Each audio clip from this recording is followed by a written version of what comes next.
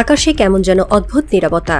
ল্যাম্পপোস্টের আলোয় ঝাপসা হয়ে ওঠা ধুলোর কণাগুলো মনে করিয়ে দিচ্ছিল কোনো পুরনো উপন্যাসের দৃশ্য। সেই আবহের ভেতরেই ঢাকায় নেমে এসেছেন পাকিস্তানের ডেপুটি প্রধানমন্ত্রী ইসহাক দার। অভিজাত এক হোটেলের কনফারেন্স রুমে তিনি তখন শেষ বৈঠক সারছিলেন। টানা বৈঠক, একের পর এক। বিএনপি, জামায়াতে ইসলামী, এমনকি শিক্ষার্থীদের সংগঠন, সবাইকেই তিনি সময় দিয়েছেন। বিদেশি সংবাদকর্মীরা দূর থেকে কৌতূহলী চোখে তাকিয়ে আছেন, যেন তারা দেখছেন এক নতুন কাহিনীর সূচনা। ঢাকার আলো অন্ধকারের মাঝেই দিল্লির অন্দরে জমছে ঝড়। ভারতীয় মিডিয়া একের পর এক প্রতিবেদন ছাপাচ্ছে। নিউজ 18 থেকে শুরু করে আরএসএস এর মুখপাত্র, অর্গানাইজার পর্যন্ত। তাদের ভাষা নাটকীয়, যেন যুদ্ধের ঘণ্টা বেজে উঠেছে।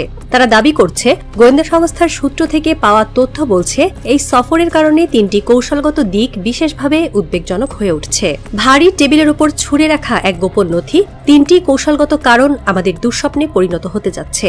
অফিসারদের মুখে চাপা গম্ভীরতা, কেউ কথা বলছে না, অথচ সবাই জানে একটি সফর দক্ষিণ এশিয়ার মানচিত্র কাঁপিয়ে দিতে পারে।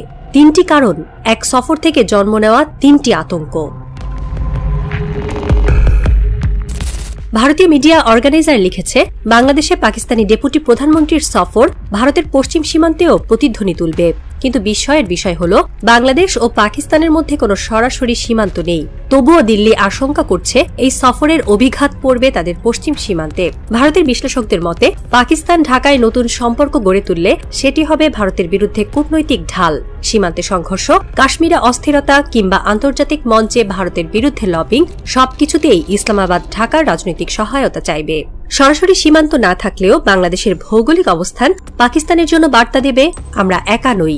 একজন ভারতীয় নিরাপত্তা কর্মকর্তা বলেছেন, আমরা দেখছি বাংলাদেশে নতুন করে পাকিস্তানের প্রভাব তৈরি হচ্ছে। আগামী দিনে এই প্রভাব উত্তর পূর্ব ভারতের বিদ্রোহীদের পৃষ্ঠপোষকতায় ব্যবহার হতে পারে। পাকিস্তান যদি ঢাকায় মজবুত ঘাঁটি গড়ে তোলে, তবে পশ্চিম সীমান্তে ভারতের সেনাদের মনোবল ক্ষয়প্রাপ্ত হবে। এই অভিযোগ নতুন নয়। দিল্লি সবসময়ই আশঙ্কা করেছে যে বাংলাদেশের ভেতরকার রাজনৈতিক অস্থিরতাকে পাকিস্তান কাজে লাগাতে পারে। তবে এবার পরিস্থিতি আরো ভিন্ন, কারণ এবার কেবল কূটনৈতিক আলাপ নয়, এবার এক উচ্চ পর্যায়ের রাষ্ট্রীয় সফর, যা ভারতের কাছে অশনি সংকেত।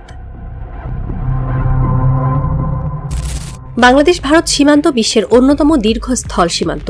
প্রতিদিন এই সীমান্তে ঘটে ছোটখাটো সংঘাত, গরু পাচার, চোরাচালান কিংবা পানি বন্টন নিয়ে বিরোধ। এগুলো প্রায় নিয়মিত ঘটনা। কিন্তু ভারতীয় গোয়েন্দাদের মতে এবার হুমকির ধরন আলাদা। তারা বলছে, পাকিস্তান যদি বাংলাদেশের প্রধান রাজনৈতিক দল বিএনপি ও জামায়াতে ইসলামীর সঙ্গে ঘনিষ্ঠ হয়, তবে এর রাজনৈতিক প্রতিফলন পড়বে সীমান্তে। ভারতীয় ডানপন্থী মিডিয়া বলছে, বিএনপি জামায়াতকে পৃষ্ঠপোষকতা দিলে ভারতের উত্তর পূর্বের অস্থিরতা নতুন মাত্রা পাবে। ভারতের দাবি, এই দুই দল ঐতিহাসিকভাবেই ভারতের সমর্থনের বিপরীতে দাঁড়িয়েছে। পাকিস্তান যদি এই আওয়ামী লীগ বিরোধী শক্তিগুলোকে মদত দেয়, তবে ভারতের জন্য তা হবে এক নতুন দুঃস্বপ্ন। ভারতের সবচেয়ে বড় দুঃস্বপ্ন হল চীন পাকিস্তান ঘনিষ্ঠতা। এর সঙ্গে যদি বাংলাদেশও যুক্ত হয়, তবে দক্ষিণ এশিয়ার ভূ রাজনীতি সম্পূর্ণভাবে পাল্টে যাবে। একে ভারত দেখে ত্রিমুখী ঘেরাও, পশ্চিমে পাকিস্তান, উত্তরে চীন আর পূর্বে বাংলাদেশ। অর্গানাইজারের রিপোর্টে বলা হয়েছে, চীন যদি তিব্বতের দাবি নিয়ে ভারতের সঙ্গে যুদ্ধে জড়ায়, তবে বাংলাদেশ হতে পারে বেইজিং এর জন্য বঙ্গোপসাগরে যাওয়ার সোনালী করিডোর। ভূরাজনৈতিক বিশ্লেষকরা বলছেন, বাংলাদেশের ভৌগোলিক অবস্থান একে করে তুলেছে দ্য গোল্ডেন গেট। বঙ্গোপসাগর ও নেপাল, ভুটান, সিকিম করিডোরের মাঝামাঝি অবস্থান বাংলাদেশের গুরুত্ব বহুগুণ বাড়িয়ে দিয়েছে। পাকিস্তান ইতিমধ্যেই চীনের করিডোরে অন্তর্ভুক্ত। এবার যদি ঢাকা সেই ঘনিষ্ঠতায় ঢোকে, তবে ভারতের শ্বাসরোধ হবে অবধারিত। আরও আশঙ্কাজনক দিক হল, চীন যদি তিব্বত হয়ে বঙ্গোপসাগরে নামতে চায়, তবে সবচেয়ে কার্যকর পথ হতে পারে বাংলাদেশের ভৌগোলিক করিডোর। সিকিম বা অরুণাচল প্রদেশ থেকে মাত্র কয়েক কিলোমিটার দূরে বাংলাদেশের সীমান্ত। অর্থাৎ ভবিষ্যতে যদি যুদ্ধ হয়, তবে বাংলাদেশই হতে পারে সেই করিডোর যা দিয়ে চীন বঙ্গোপসাগরে পৌঁছে যাবে। একজন ভূ রাজনৈতিক বিশ্লেষক বলছেন, এটি কোনো স্বল্পমেয়াদী খেলা নয়। চীন ও পাকিস্তান শতাব্দীর পরিকল্পনা নিয়ে এগোচ্ছে, আর বাংলাদেশ যদি এই অক্ষে যুক্ত হয়, তবে দক্ষিণ এশিয়ার মানচিত্র নতুন করে আঁকতে হবে। ইসহাক দারের সফরে শুধু বৈঠক হয়নি, পর্দার আড়ালে এক নাটক মঞ্চস্থ হয়েছে। বাংলাদেশ সেনাবাহিনী quarter master general Faizur Rahman রাওয়ালপিন্ডিতে বৈঠক করেছেন পাকিস্তানি জেনারেলদের সঙ্গে। বিষয়, লজিস্টিক সহযোগিতা। রাজনৈতিক দলগুলো, বিএনপি ও জামায়াতের শীর্ষ নেতারা ইসলামাবাদের প্রতি ইতিবাচক সাড়া দিয়েছেন।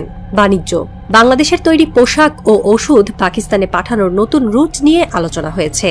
ভারতের চোখে এগুলো নিছক অর্থনৈতিক বা রাজনৈতিক প্রক্রিয়া নয়, এগুলো হলো এমন এক সমীকরণের অংশ যা ভবিষ্যতে দিল্লির নিরাপত্তা এবং কূটনৈতিক অবস্থানের জন্য মারাত্মক হুমকি হয়ে উঠতে পারে।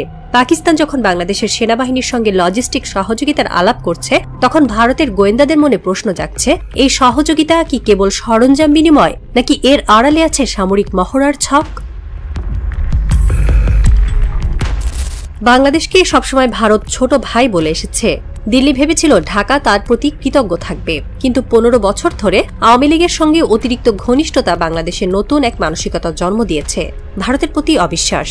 বিএনপি নেতাদের একাংশ বলেন, ভারত আমাদের পাশে দাঁড়ায়নি, তারা কেবল আওয়ামী লীগকে শক্তি দিয়েছে। আজ তাই পাকিস্তান যদি হাত বাড়ায় সেটি স্বাভাবিক। ভারতীয় কূটনীতিকরাও বুঝতে পারছেন, ছোট ভাই বড় ভাই তত্ত্ব এখন ইতিহাস। আজকের বাংলাদেশ সমান অংশীদারিত্ব দাবি করছে।